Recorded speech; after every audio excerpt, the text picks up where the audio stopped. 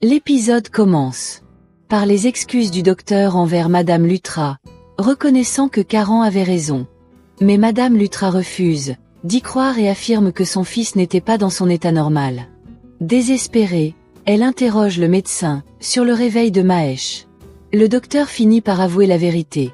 Il avait menti, car 90% des patients ne sortent jamais du coma, et les blessures de Mahesh sont trop graves. Effondrée par cette révélation, Madame Lutra le supplie de garder ce secret, et de ne rien dire à la famille. Dans la maison de Sala, l'ambiance continue joyeuse où tous les invités félicitent chaleureusement tante Sala pour le mariage de sa fille.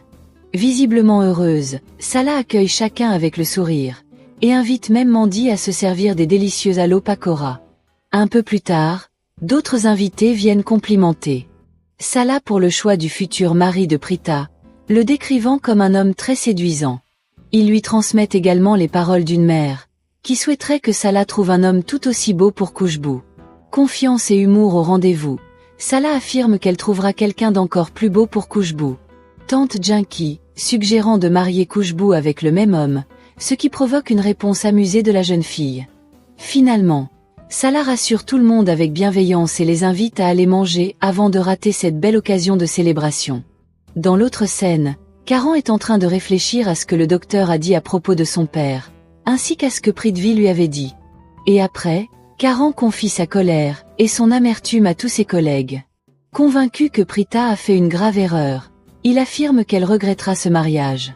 Selon lui, son mari a une mentalité immature, et ne saura jamais la respecter après le mariage. Blessé et rempli de rancœur, Caran conclut en disant que Prita Aurora mérite ce qui lui arrive.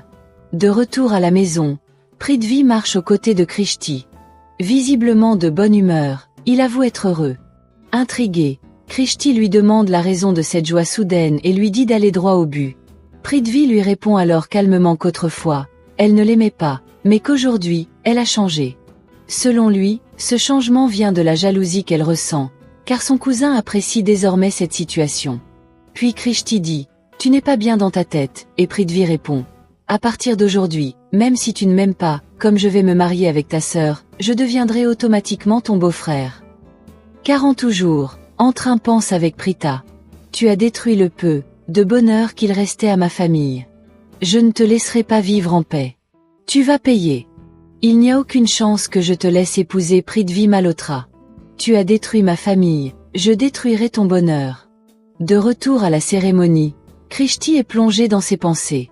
Déterminée, elle se promet de ne pas laisser ce mariage avoir lieu. Pour elle, Prita doit épouser Caran, et non Prithvi, qu'elle considère comme un monstre. Toujours à la cérémonie, tante Jinky rejoint Prita et remarque immédiatement sa tristesse. Inquiète, elle lui dit que si elle ne souhaite pas se marier, elle n'a qu'à le lui dire et qu'elle arrêtera ce mariage immédiatement. Prita lui répond alors que ce n'est pas le mariage qui la rend triste et qu'elle est heureuse. Elle ajoute que Prithvi est meilleur que Caran, car il a su s'excuser, tandis que Caran n'a fait qu'aggraver la situation. De l'autre côté, Rishabh appelle Caran pour lui demander où il est allé. Caran lui répond calmement qu'il est simplement sorti faire un tour.